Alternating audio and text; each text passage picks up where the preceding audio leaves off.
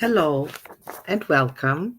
My name is Dr. Jasmine Cowan, and I am incredibly honored to be presenting today for International Education Week, IEW. IEW is a celebration of global learning and cultural exchange designed to expand horizons and foster connections across borders. Held from November 18th through the 22nd, IEW will feature a diverse array of events, including lectures, workshops, and interactive sessions where educators and students alike can explore the future of education and innovation. My name is Dr. Jasmine Cowan, and I am a professor for teaching TESOL. And I will be speaking today about co-evolving teaching practices in the age of AI age for this IEW. Co-evolving teaching practices in the age of AI. It is a profound honor to speak with you today about a transformation that is not just changing education, but redefining its very foundations. We are witnessing the emergence of a dynamic trifecta: teachers, students, and artificial intelligence that is crafting new educational chronotopes, unique configurations of time and space where learning occurs. This relationship does not simply layer technology atop existing models. It fundamentally reconfigures when, where, and how education unfolds. In traditional educational settings, learning has been confined to specific times and places. For example, the classroom during scheduled hours or your library during study periods, forming a linear journey during the day with clearly defined milestones and checkpoints. However, with the integration of AI, these temporal and spatial boundaries are dissolving.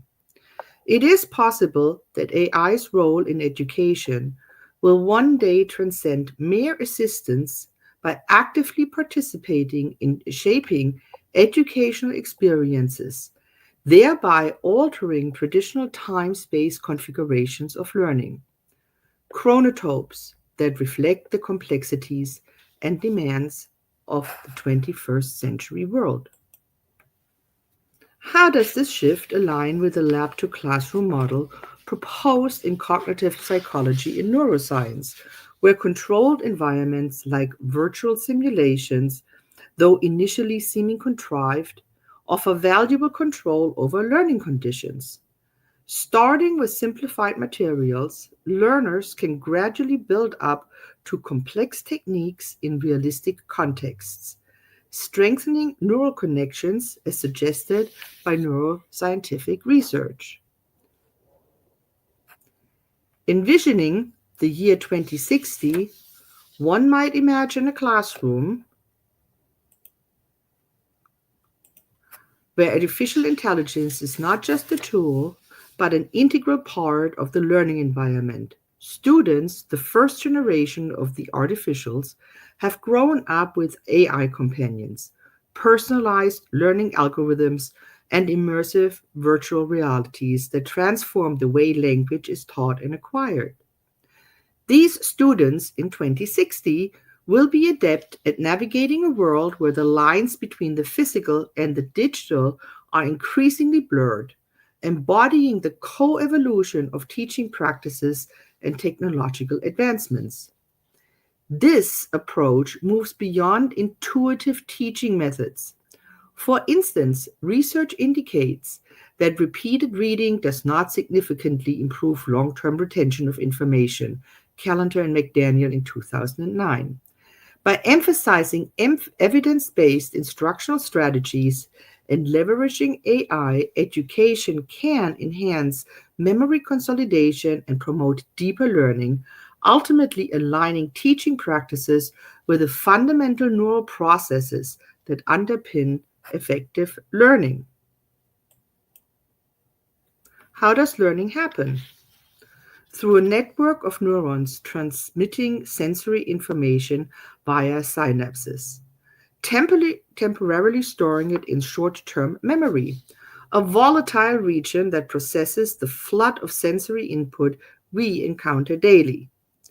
This information is then relayed through neural pathways to the brain's structural core, where it is compared to existing memories and then stored in long-term memory, a vast repository of everything we have experienced. While this process is nearly instantaneous, it is also prone to errors, as signals traveling across billions of axons and synapses can degrade, leading to incomplete or altered memories. Neuroscientists have shown that learning occurs by strengthening or weakening connections between neurons. Recent research at the University of California Irvine Center for the Neurobiology of Learning and Memory demonstrated this by how neurons interact during new tasks. They found that frequent communication between neurons strengthens their bond, enabling faster and more accurate transmission, while infrequent interaction results in incomplete signals and faulty or absent memories. And that really explains why your familiar commute, regardless if you're driving or taking the subway, requires no conscious effort. Neurons involved in navigating have it bonded tightly, like old friends. Conversely, driving to a new location requires much more effort because the neurons responsible for navigation haven't interacted enough to form these strong connections. In such cases, the brain works harder to create new neural pathways, demanding greater attention and focus. This research underscores the importance of repetition and practice in forming durable memories.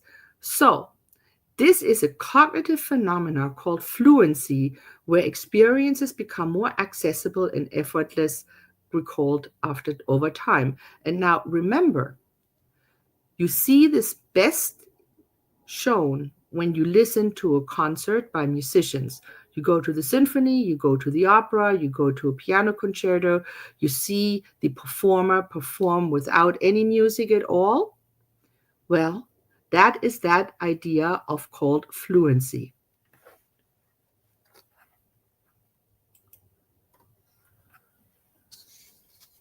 Building upon the integration of artificial intelligence in education, it is possible that teaching practices may fundamentally transform by fostering a dynamic synergy among educators, learners, and intelligent systems, collectively redefining the temporal and spatial boundaries of learning. And you see this here in my infographic. So this dynamic trifecta could enable personalized and adaptive learning experiences that not only reflect the complexities of the 21st world, but also align closely with the neurobiological mechanisms underlying memory formation and synaptic plasticity. By incorporating insights from behavioral psychology, cognitive psychology, and neuroscience, AI enhanced educational platforms might facilitate frequent and contextually relevant interactions, strengthening neural connections more effectively and promoting the consolidation of information from short term to long.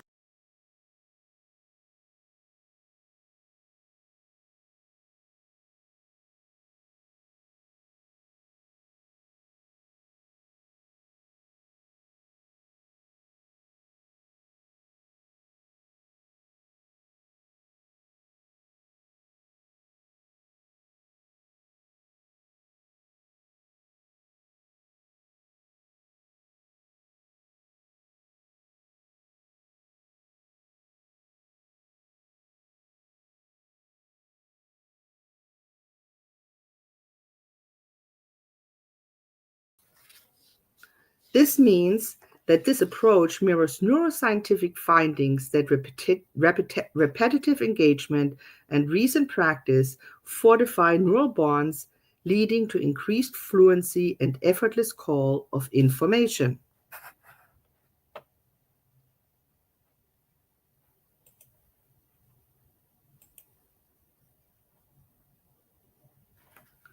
Now, what are the implications for the future of learning? The reconfiguration of educational chronotopes to the teacher-student AI trifecta heralds a future where personalized learning is AI algorithms adapt to individual learning styles, pacing, and preferences, enabling students to navigate their educational journey more, more effectively. It will be more accessible. Learning resources are available globally, breaking through geographical barriers and democratizing education. It will be more collaborative.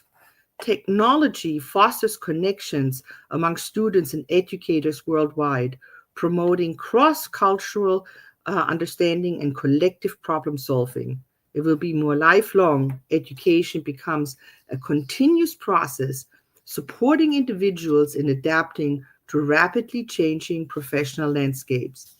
This transformation compels us to reconsider the very fabric of educational systems, curricula, and pedagogical approaches. It challenges us to design learning experiences that are flexible, inclusive, and responsive to the needs of our diverse student population. Embodied cognition is another fundamental aspect of language learning.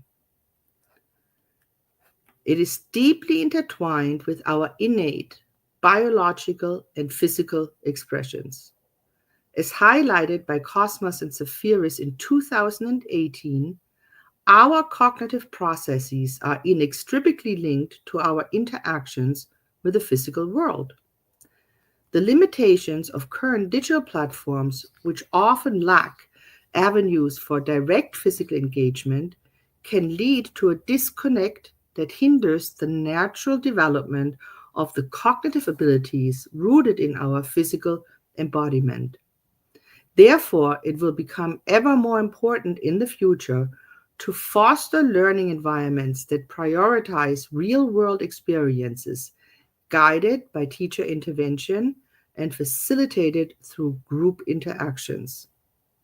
Such environments leverage our biological predisposition for socialization and physical interaction necessary for the holistic development of our skills. We all know this through our teaching. By integrating direct human contact and collaborative learning experiences and activities, we can create educational settings that fully embrace the physicality of our human experiences. And that means that you go out in the world, right? You take field trips. You are going to go and work within a physical reality. So first, perhaps you will showcase perhaps something in a virtual world, take a practice trip, and then you're going to do this in the real world. However, we must be mindful of the potential neurological changes associated with a prolonged exposure to digital interfaces and information overload. A study by Sao et al. Suggests that screen media activity may impact neurodevelopment in youth, linking it to brain structural patterns such as cortical thinning. As educators, it is our responsibility to stay informed about the latest research in this area and to develop strategies that mitigate any potential adverse effects on our students' cognitive development. There needs to be more empirical research into how high levels of screen time can affect the areas of the brain related to cognitive control and emotional regulation. As Sao et al. Point out in brain structural covariation linked to screen media activity and externalizing behaviors in children, they say screen media activity, SMA, may impact neurodevelopment in youth.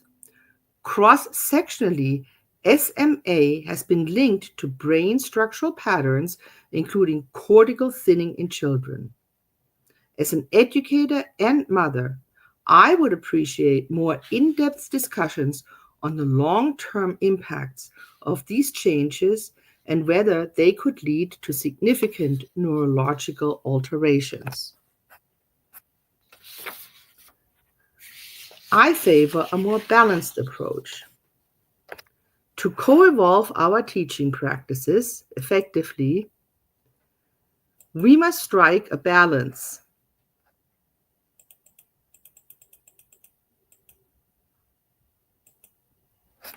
We must strike a balance between embracing innovation and preserving the core values of education.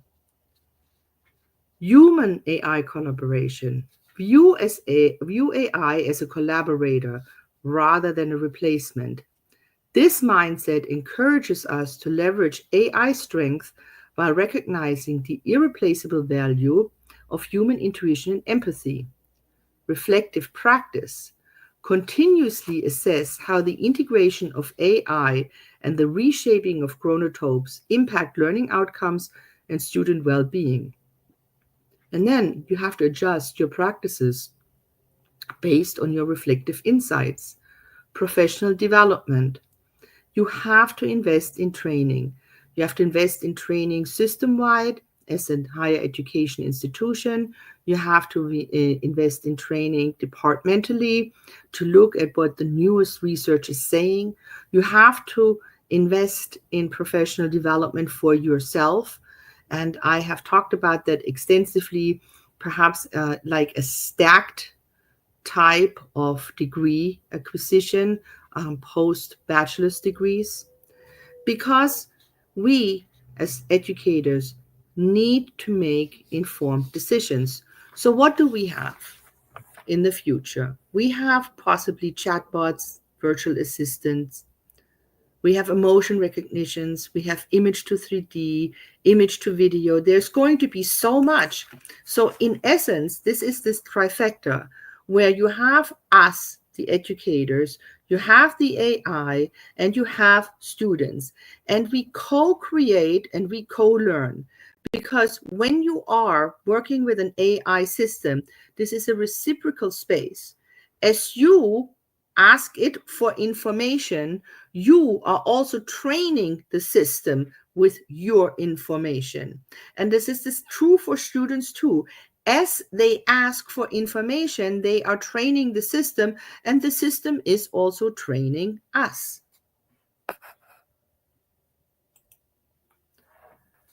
Before we proceed, it is essential to understand how language shapes thought, a concept critical to language education.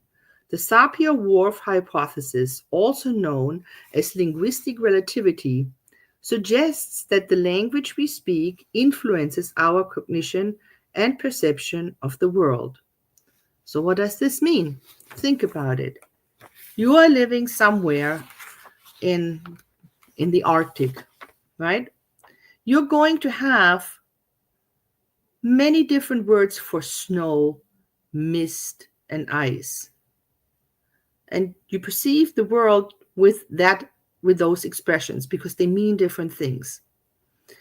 If you live on a beautiful Caribbean island with turquoise waters, you will have a different set of language associated with water, warmth, sunshine, and sand. Completely different way of visualizing the world. And if you hear a word that describes snow in an intricate way, it will not translate into your language. As a matter of fact, that is why true translation is so difficult, because you are not translating word for word, you're translating the concept and intention of what the writer was trying to say. Right? Now, in cognitive linguistics, that posits that language is deeply intertwined with mental processes and experiences. In the age of AI, these theories gain new relevance because AI is becoming a mediator of language learning, and language acquisition and language teaching. So, and it's all done through a natural language model. So we must consider how it might influence cognitive development and whether it could inadvertently impose linguistic constraints that shape thought processes. So think about it this way. Here in where I work, when I look at student work, I can see a set of words coming up now very often. Revolutionize, unleash, delve. These words were not usual words that I would see before the advent of artificial intelligence, before using, ChatGPT or other models like this. So what has happened is that these are preferred words for the models, and they start showing up in students' writing, thereby changing the way that students and writers use language. And you can see this, I call them watermark words. So when I see it, I always know that there was some sort of use of AI in the writing processes. But more than that, remember that these natural language models are predictive models, right? So when I look at what it writes mostly what it predicts should come next. So there's a very famous folk song, Mary Had a Little Lamb. Okay, so if you just wrote Mary Had, the AI would 99.9% complete it, a little lamb. And if you have a little folk story that is very famous in your area and you put the first 4 or 5 words in, you will probably complete it with exactly what the ending should be. It's called a predictive model. But our thought processes are not always sequential, and very often they are unpredictable, and that is what our creativity is about, right? And so we have to guard ourselves of having a homogenized type of expression where it flattens out. We want to keep that richness, that tapestry of our creative writing, of our creative thoughts. And so we must guard against this sort of flattening out. So as we integrate AI into language education, it really is crucial to address ethical considerations and policies. These include the impact on teacher-student relationships, data privacy, algorithmic biases, and the digital divide. Ensuring that AI tools are designed and used ethically will help protect students' rights and well-being while maximizing the benefits of AI-enhanced learning. So data privacy, algorithmic fairness, and equitable access to technology are essential to foster a just and inclusive education environment. And in the sense, I mean that, so let's say that you are going to have headsets, and the headsets use eye tracking. So now you are having biometrics. So the question always is, who has access to all of the data? And what will be done with all of the data so that we as people are not reduced to just data points. But again, this shows where we have this trifecta, and it is a dynamic trifecta, right? So on one hand, we are concerned with data privacy, and then on the other hand, when we use headsets for virtual reality, it gives us this realistic context in which we can move, even though we are in a classroom. So we can go up to, it's been my dream to go up to Mount Machu Picchu, but it's very high, and I don't know if I can still go in my age. But I could use a headset and actually go virtually. So those are the moments that give you freedom. But in order to do that, my eyes will be tracked, and there will be a biometric data point that will be left as a permanent imprint. So as educators, we have to think about the holistic space. It is a trifecta, and as a trifecta goes, it has goods, it has best, it has also negative spaces. The integration of AI and advanced technologies in education presents both exciting opportunities and complex challenges. The caveat is that our current exponential transformative processes involve more than merely adopting new tools. They necessitate a fundamental reevaluation of how these technologies alter teaching and learning and could potentially change our neurological structures. While AI can handle information delivery and basic skills acquisition, it lacks the ability to teach complex human skills such as creativity, empathy, and reasoning. And remember, AI does not have ethics, right? It doesn't understand what that is. It's a binary system.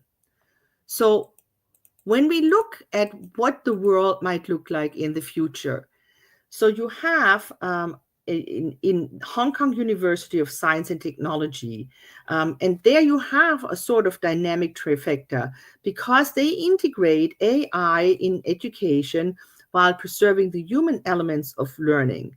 And they have a totally different system. They have learning hubs.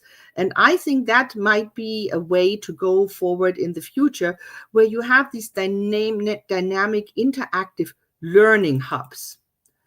So going on, I want to share with you what I think we are looking at. So we have academic intelligence, social intelligence, meta-knowing intelligence, metacognitive intelligence, meta-subjective intelligence, meta-contextual intelligence, and then we have this perceived self-efficacy. So if a student or I feel efficient in what we are doing. And on one side, we have customization, diverse knowledge sources, specialization, reliance on outside resources, the knowledge explosion, and learning by doing. This is the AI, right? And on the other side, on the right-hand side, we have uniform learning, teacher as expert, standardized assessment, knowledge in the head, coverage, and learning by acquisition. So I am not saying that you have to give up everything from the right-hand side.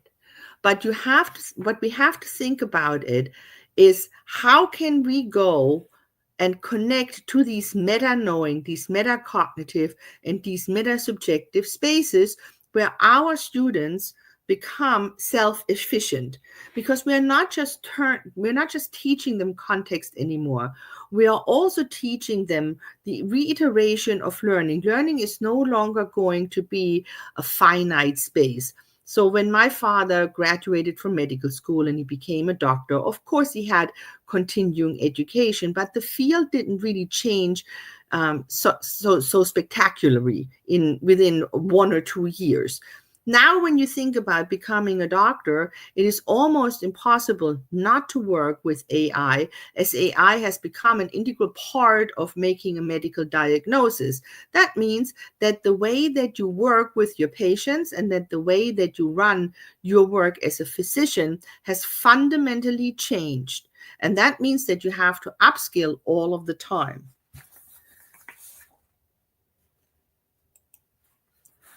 So, what is it? Is it a catalyst for change or a nexus of disruption?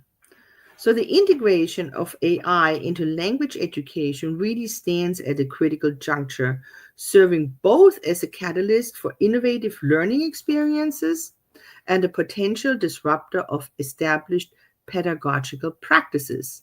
And this convergence compels educators and institutions to navigate unprecedented changes that could reshape the entire landscape of learning and balancing the benefits of personalized adaptive technologies with the risk of diminishing pedagogical autonomy.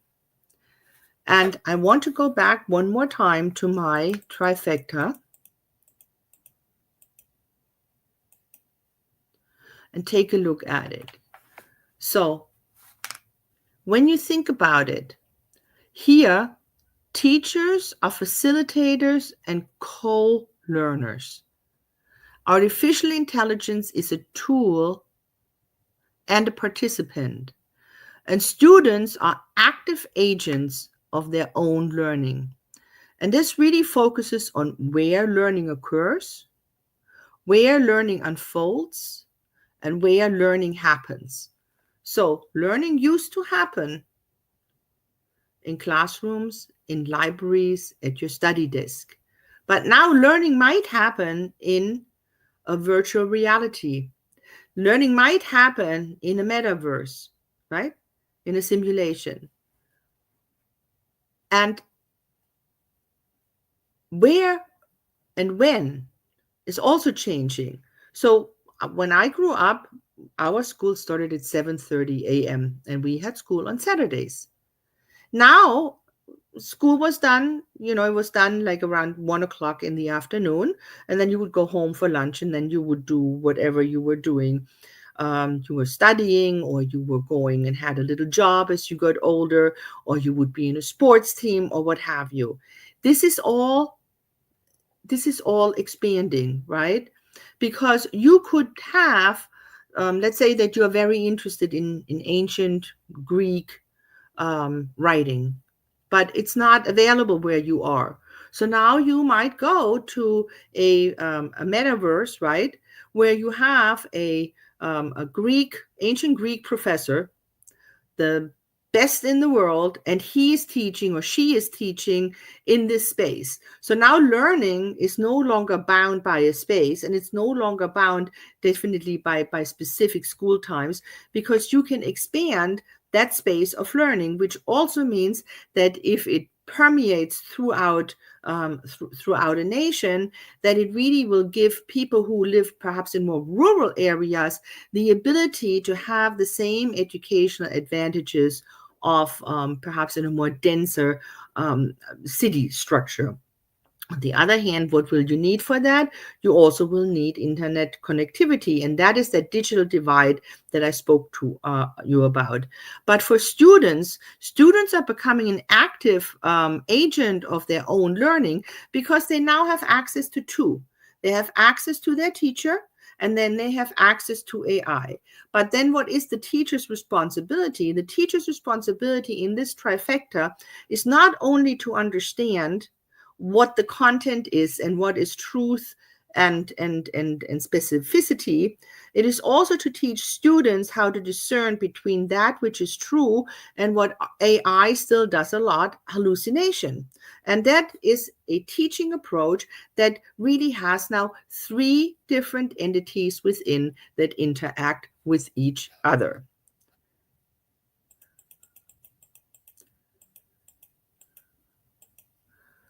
So I hope that this keynote address has provided you with a little bit of a situational awareness of AI in education, emphasizing the importance of co-evolving teaching practices that enhance learning while preserving the essential role of educators.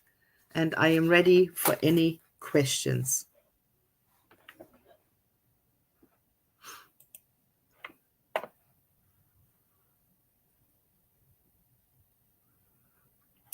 Are there any questions?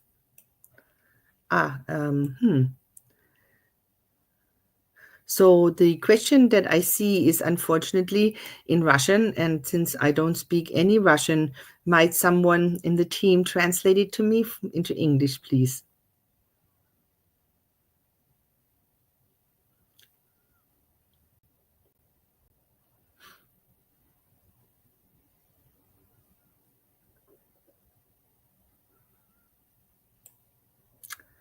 How can educators use embodied cognition theory to preserve a sense of presence and engagement in AI-enhanced classroom? So we have to understand that embodied cognition, we are not a head on a stalk, right? Our brain is not disconnected from the rest of our body. And you all know that if you've ever seen a gymnast, soar through the air, or a ballerina dance on stage, everything comes together in our body. And when we don't feel well, our cognitive abilities are definitely impaired. So I say that for early childhood education, we should be very specific of why we would use AI spaces, and really focus on that physical development of children's bodily abilities, right? Going out in nature.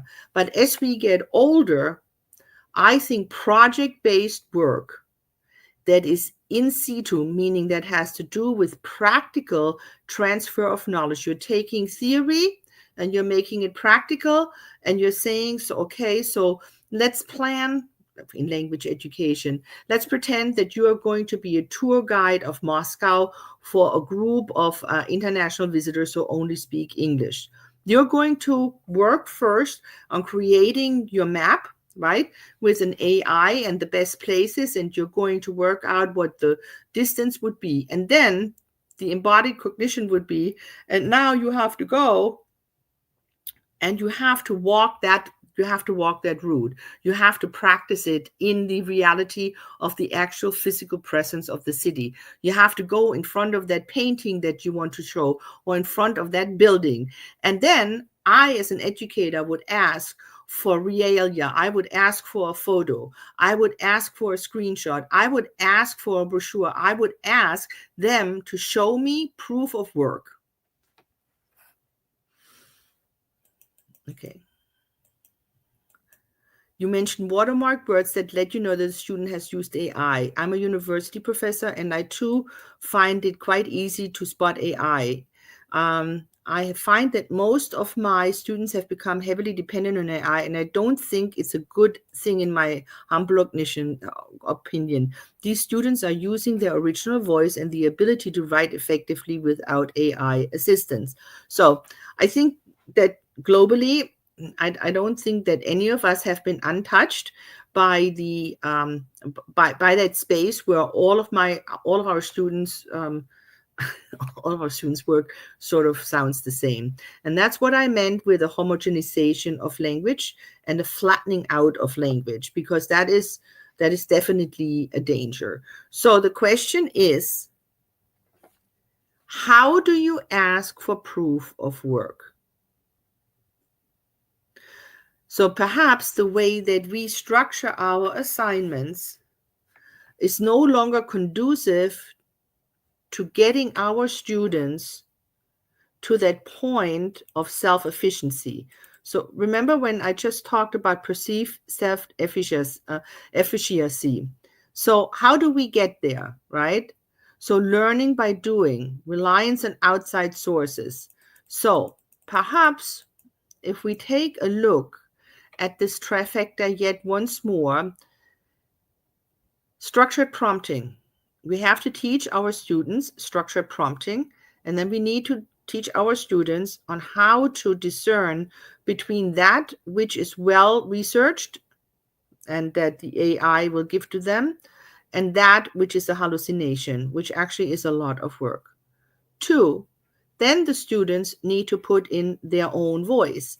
And here what I ask of my students is they get a first run or a draft from an AI, and then they highlight the pieces that they write in relation to it. So now they are co-working with their writing. Why am I doing it? Because it is better that I see the way that they construct their work instead of just letting them run it through the AI process. This becomes then a discussion between the AI and the student, and then it becomes a discussion between me and the student, because then I am looking at where is what your addition to this is, where it makes it your work and not the AI's work. Okay, and so that is really what I meant with it's going to change the way that we teach. So I use AI as an idea generator, okay? But I have to tell you something. AI will not do the work for you, because you will not be able to understand between a hallucination and factfulness if you don't have subject matter expertise. And that is, I think, the biggest thing that we need to teach our students. So in Bloom's taxonomy, the lowest part is remembering, then comes understanding, then comes analyzing, then comes synthesizing. So in the lowest part, if you're a language educator or any type of educator, physics, math, doesn't matter. If you don't remember the terminology for the subject that you are studying, then you can't understand it because you don't have the words, right? So if you're a language learner and you don't have any vocabulary, it's really difficult to understand when people talk to you. So you're not going to get away with, I don't need to learn it. Because not only do you need to learn it, but in the end, you need to be on a higher level because you are now competing against a system that is much larger and can hallucinate what looks like factfulness. And it is up to you as a content specialist to ferret out, to figure out which one is factful and which one is not. So let's go to something simple. We all know that 2 plus 2 is 4. But let's say our younger students say, I don't need to learn that anymore. And now they're there and it says 2 plus 2 is 9. They wouldn't be able to know the difference because they never learned how to do addition. Second thing, 1,000 people say that the Eiffel Tower is in London or that the Red Square is in the Bahamas. Well, we know better, but if you have students who have never had to look at maps and geography, they wouldn't. So this is why it is important that we move them from remembering to understanding to analyzing to synthesizing, and they cannot lose these steps. Otherwise, they will not be able to see the subtle variances that are inherent in AI hallucinations. Now, people are saying, "Oh, nobody needs to learn how to code anymore." This is just not true, because the code that AI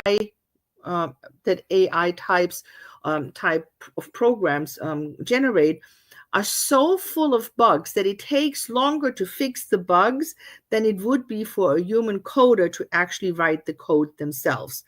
Now, in my opinion, what's the best usage of AI for pedagogical educational purposes and goals? So I use AI to lay out, for me, I use it to lay out curriculum and syllabi. Like if I have 10 modules, I give a very, very specific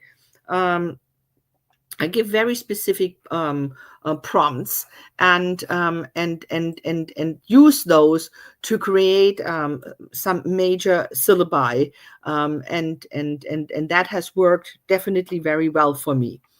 Can you share in high school in creativity in students? Yes, I can share a task where this enhances critical thinking. So I don't know where you all work. So for example, I teach a class in methodology for language education. And so you have these different methods: communicative language teaching, suggestive phobia, total physical response. And what I used to do before was I had students read, diverse papers, and then tell me something about the total physical response and how they would use it in the classroom. I do this differently now. I tell my students they have to take one of their lesson plans that they're already doing anyway in their class, and that they should share it with the AI and ask the AI to give feedback on how to implement the method that they have chosen to put in. Okay.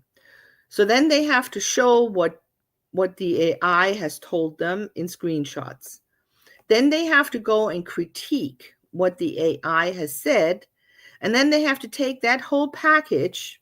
Now I have lots of realia, and go to their own classroom that they have in the school without students and showcase their understanding of the method, combining what the AI has given them together with their own reflection. That would be one use case.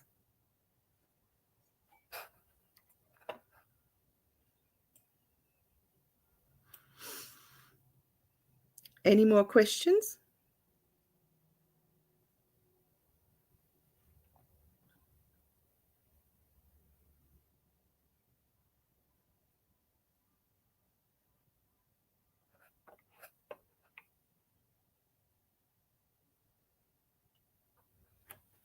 Are there any more questions that I can answer?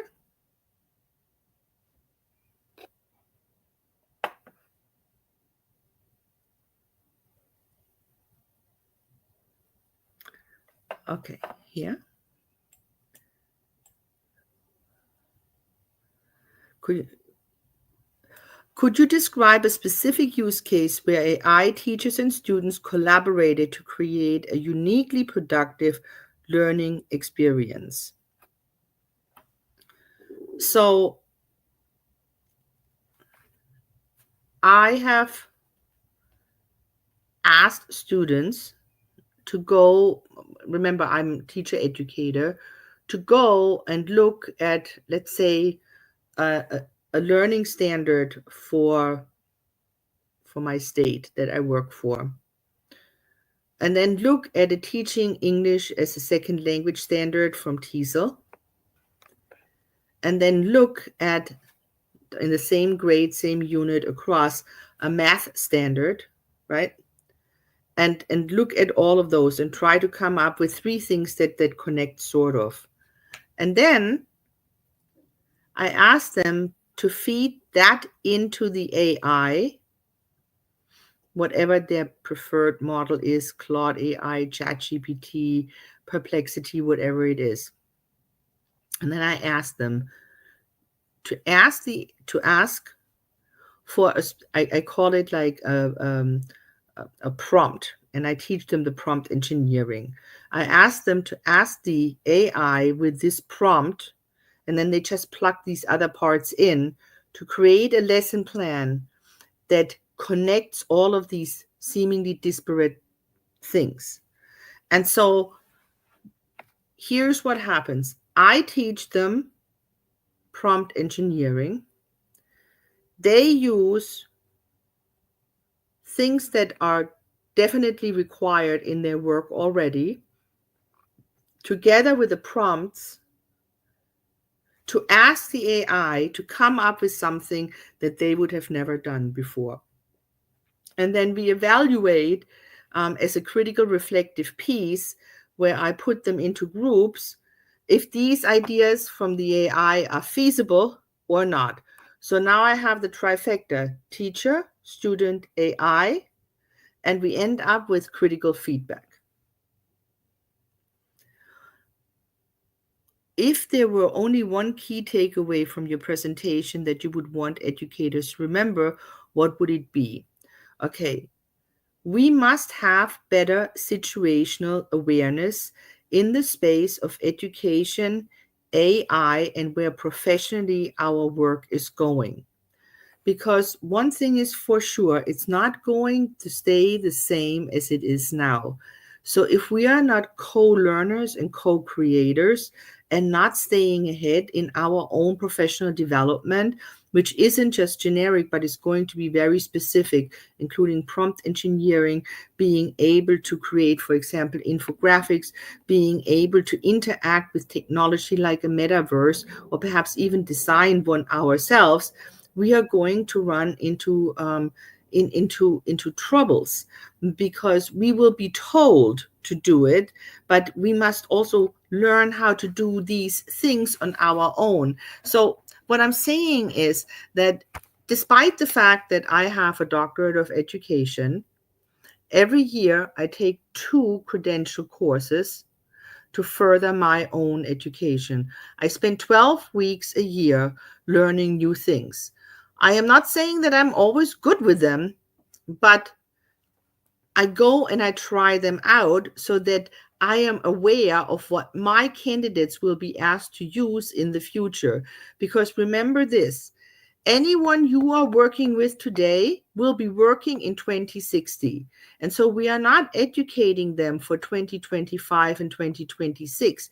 We ought to be educating our students for the future. And for that, they will need creativity, a mindset of that they can handle ambiguity, a mindset of that they are lifelong learners, and that they are curious, and that they are willing to take risk.